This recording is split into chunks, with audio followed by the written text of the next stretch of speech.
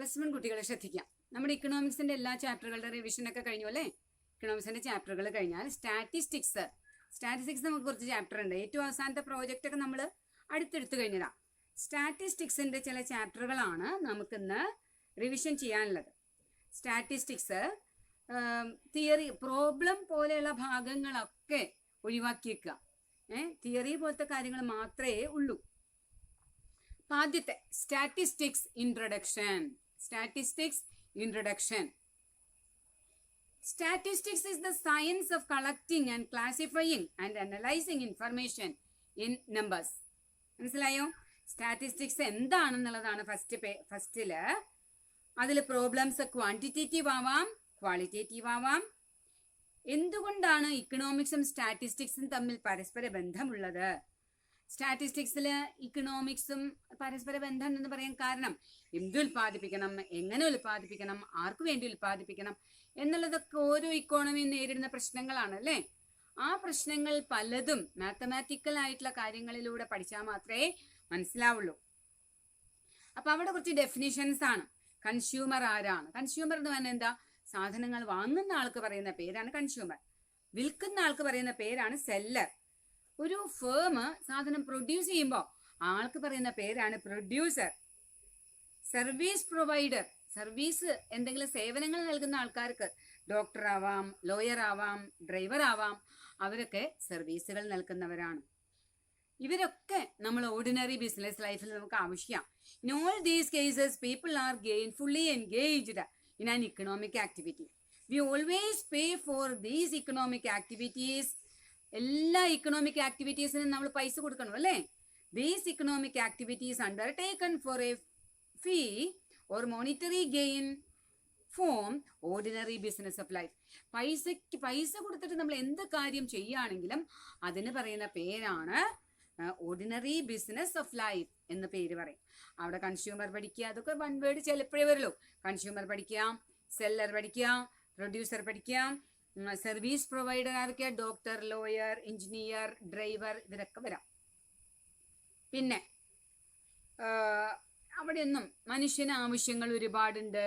ഈ ആവശ്യങ്ങൾ നിവർത്തിക്കാനുള്ള റിസോഴ്സസ് വളരെ കുറവാണ്. ഈ റിസോഴ്സസിന് ഒരുപാട് ഉപയോഗങ്ങളുണ്ട്. അതുകൊണ്ട് നമ്മൾ ചോയ്സ് ചെയ്യണം. അതൊക്കെ തന്നെ. പിന്നെ consumption, production, distribution. Consumption definition പഠിക്കാം, പ്രൊഡക്ഷൻ ഡെഫിനിഷൻ പഠിക്കുക. ശരിക്കും ടെക്സ്റ്റിലുണ്ട്. Production, distribution, consumption. പ്രൊഡക്ഷൻ എന്ന് പറഞ്ഞാൽ എന്താ? ഉൽപാദനം. ഡിസ്ട്രിബ്യൂഷൻ എന്ന് പറഞ്ഞാൽ ഉണ്ടാക്കിയ സാധനം വിതരണം ചെയ്യുന്നതാണ്. പിന്നെ കൺസംഷൻ, ഉണ്ടാക്കിയ സാധനങ്ങൾ ആൾക്കാർ ഉപയോഗിക്കുമ്പോൾ അതിന് പറയുന്ന പേരാണ് കൺസംഷൻ. അപ്പൊ 3 ഇക്കണോമിക് ആക്ടിവിറ്റികൾ ഏതൊക്കെയാണ്? Production, distribution, consumption.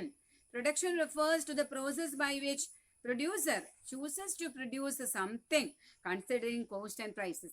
വിലയും ചെലവും കണക്കിലെടുത്തുകൊണ്ട് സാധനങ്ങൾ ഉണ്ടാക്കുന്നതിന് പറയുന്ന പേരാണ് പ്രൊഡക്ഷൻ. ഡിസ്ട്രിബ്യൂഷൻ എന്ന് പറഞ്ഞ ഉദ്ദേശം എന്താ? ഉണ്ടാക്കിയ സാധനങ്ങൾ വിതരണം ചെയ്യാം. Distribution refers to process by which national income arising from what has been produced in the country. GDP പറയല്ലോ. ഇത് ഓരോരുത്തർക്കായിട്ട് വിതരണം ചെയ്യാം. ലാൻഡിന് റെന്റായും, ലേബറിന് വേജായും, ക്യാപിറ്റലിന് ഇൻട്രസ്റ്റ് ആയും, ഓർഗനൈസർക്ക് പ്രോഫിറ്റായും വിതരണം ചെയ്യുന്നതിന് പറയുന്ന പേരാണ് ഇക്കണോമിക്സിൽ ഡിസ്ട്രിബ്യൂഷൻ. അത് കഴിഞ്ഞാൽ consumption, use of goods and services for the satisfaction of human wants is termed as consumption. അപ്പൊ എന്തൊക്കെ കാര്യങ്ങൾ അതിൽ പഠിക്കേണ്ടത്? പ്രൊഡക്ഷൻ നമ്മളിവിടെ പറയാൻ പോവാണ്. പ്രൊഡക്ഷൻ ഉണ്ട്, ഡിസ്ട്രിബ്യൂഷൻ,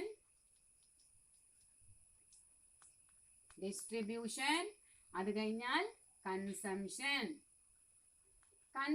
കൺസംഷൻ എന്ന് പറയല്ലോ, കൺസംഷൻ. ഈ കൺസംഷൻ നടത്തുന്ന ആൾക്ക് പറയുന്ന പേരാണ് കൺസ്യൂമർ. പ്രൊഡക്ഷൻ നടത്തുന്ന ആൾക്ക് പറയുന്ന പേരാണ് പ്രൊഡ്യൂസർ. ഡിസ്ട്രിബ്യൂട്ട് ചെയ്യുന്നത് ആരാ? സെല്ലർ എന്ന് നമുക്ക് തോന്നും. പക്ഷേ ശരിക്കും ഡിസ്ട്രിബ്യൂഷൻ ഇക്കണോമിക്സിൽ എന്താ വരുന്നത്? ഇക്കണോമിക്സിൽ ഡിസ്ട്രിബ്യൂഷൻ എന്ന് പറഞ്ഞാൽ എന്താ ഉദ്ദേശം? ഡിസ്ട്രിബ്യൂഷൻ എന്ന് പറഞ്ഞാൽ ദേശീയ വരുമാനത്തെ, നാഷണൽ ഇൻകത്തിനെ, ഉൽപാദന ഘടകങ്ങളായ ലാൻഡ്, ലേബർ, ക്യാപിറ്റൽ, ഓർഗനൈസേഷൻ എന്നിവയ്ക്ക് വിതരണം ചെയ്യുന്നതാണ് ഇക്കണോമിക്സിലെ ഡിസ്ട്രിബ്യൂഷൻ. പിന്നെ സ്റ്റാറ്റിസ്റ്റിക്സ് ഇൻ ഇക്കണോമിക്സ്. 2 തരം ഡാറ്റകളുണ്ട്, quantitative data and qualitative data. അതൊന്നും ഒരു ചോദ്യം ഉറപ്പാണ്. ഇക്കണോമിക് ഡാറ്റകളെ 2ആയി തരംതിരിക്കാം, quantitative data and qualitative data.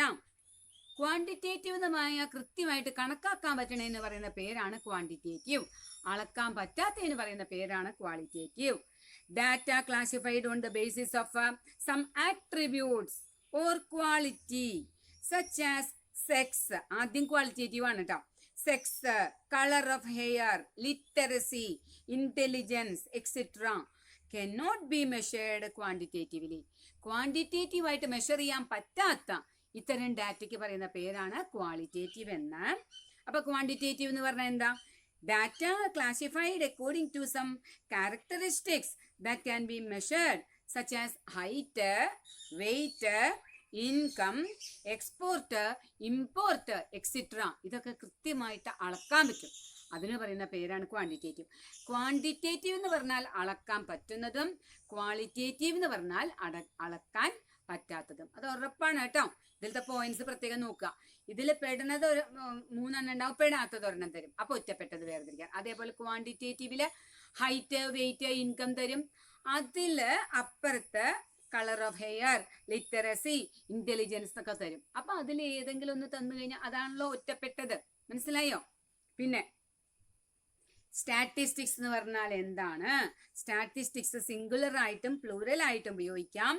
Singular നൗണിന് statistics എന്ന് പറഞ്ഞാൽ ഉദ്ദേശിക്കുന്നത് എന്താ? Various methods adopted for collection, presentation, analysis and interpretation of quantitative information. Plural നൗണിൽ പറയുകയാണെങ്കിലോ, plural noun of statistics refers to quantitative information of or data. Example, statistics of birth, death, import, export അങ്ങനത്തെ കാര്യങ്ങളൊക്കെ അതിൽ വരും. മനസ്സിലായല്ലോ? ഇനി importance of statistics in economics. ഇക്കണോമിക്സിൽ സ്റ്റാറ്റിസ്റ്റിക്സിന്റെ പ്രാധാന്യം എന്ത്? നന്നായിട്ട് പഠിച്ചോളൂ. 2ാമത്തെ ചോദ്യം അതിൽ പ്രധാനമാണ്. Statistics is inevitable tool in the hands of economist. ഇക്കോണമിസ്റ്റിന് വളരെ പ്രധാനപ്പെട്ട ഒരു ടൂളാണ് statistics. Complex numerical data in economics are simplified through statistical method. Complex ആയിട്ടുള്ള, വളരെ ബുദ്ധിമുട്ടുള്ള, സങ്കീർണമായ പല ന്യൂമറിക്കൽ ഡാറ്റയെയും സിംപ്ലിഫൈ ചെയ്യാൻ സ്റ്റാറ്റിസ്റ്റിക്സ് കൊണ്ട് കഴിയും. Voluminous data are reduced to a few figures, making them easily understandable. ഒരുപാട് ഡാറ്റകളെ ഒറ്റ ഇതിലേക്ക് ചുരുക്കാൻ പറ്റും എന്നുള്ളതാണ് സ്റ്റാറ്റിസ്റ്റിക്സിന്റെ പ്രത്യേകത. Imports and exports of the country may be compared with each other or with those of other countries. ഇമ്പോർട്ടും എക്സ്പോർട്ടും കമ്പയർ ചെയ്യാം, മറ്റ് രാജ്യങ്ങളുമായിട്ടും രാജ്യങ്ങളുടെ ഇമ്പോർട്ടും എക്സ്പോർട്ടും താരതമ്യം ചെയ്യാൻ പറ്റും. Knowledge of trends and tendencies helps in making future plans. ഭാവിയിലെ പ്ലാനിങ്ങിന് വേണ്ടിയിട്ടും ഇത് സഹായകമാണ്. Government plans and makes policies based on statistics. Government സ്റ്റാറ്റിസ്റ്റിക്സിന്റെ അടിസ്ഥാനത്തിലാണ് പ്ലാനുകളും പോളിസികളൊക്കെ ഉണ്ടാക്കുന്നത്. നല്ലോണം പ്രധാനമാണ് കേട്ടോ. In economics variables are systematically and scientifically analysed with the tools of statistics. സ്റ്റാറ്റിസ്റ്റിക്സിന്റെ ടൂൾസ് ഉപയോഗിച്ചിട്ടാണ് ഇക്കണോമിക്സിലുള്ള variables systematically and scientifically analysed. നന്നായിട്ട് ശ്രദ്ധിക്കണം.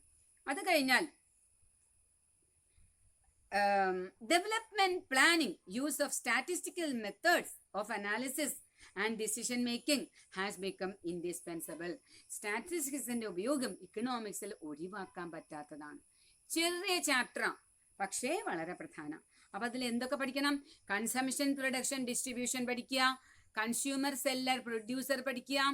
അത് കഴിഞ്ഞാൽ എന്തുകൊണ്ടാ ഇത്തരം പ്രശ്നങ്ങൾ ഉണ്ടാവണേ? മനുഷ്യന് ആവശ്യങ്ങൾ ഒരുപാടുണ്ട്. ഈ ആവശ്യങ്ങൾക്കുള്ള റിസോഴ്സസ് ആണെങ്കിൽ സ്കേഴ്സ് ആണ്. അതുകൊണ്ട് നമ്മൾ ചൂസ് ചെയ്യണം ഏതാണ് അത്യാവശ്യം നോക്കിയിട്ട് ചൂസ് ചെയ്യണം. അത് കഴിഞ്ഞാൽ 2 തരം ഡാറ്റകളുണ്ട്. ഇക്കണോമിക് ഡാറ്റ 2 തരമുണ്ട്, quantitative data and qualitative data. Importance, സ്റ്റാറ്റിസ്റ്റിക്സിന്റെ പ്രാധാന്യം എന്ത്? ഇത്രയാണ് ചാപ്റ്റർ 1. സ്റ്റാറ്റിസ്റ്റിക്സ് ഒരു 4 ചാപ്റ്ററും 4-5 ചാപ്റ്റർ ഉണ്ട്. ഇക്കണോമിക്സ് ഒരു 4 ചാപ്റ്റർ, ഇത്രയേ ഉള്ളൂ. അപ്പൊ നന്നായി ശ്രദ്ധിച്ചാൽ നല്ല മാർക്ക് സ്കോർ ചെയ്യാം. അപ്പൊ ഇതിൽ ഉറപ്പായിട്ടും പഠിക്കേണ്ട കാര്യങ്ങളുണ്ട്. ഏത് ചാപ്റ്റർ കഴിയുമ്പോഴും നമ്മൾ പറയാറുണ്ട് അതിന്റെ മോർ ആക്ടിവിറ്റീസ് പ്രത്യേകം നോക്കണം. ഗ്രേഡിംഗ് ടൈപ്പ് ചോദ്യോത്തരങ്ങൾ പ്രത്യേകം നോക്കുക. ഓക്കെ.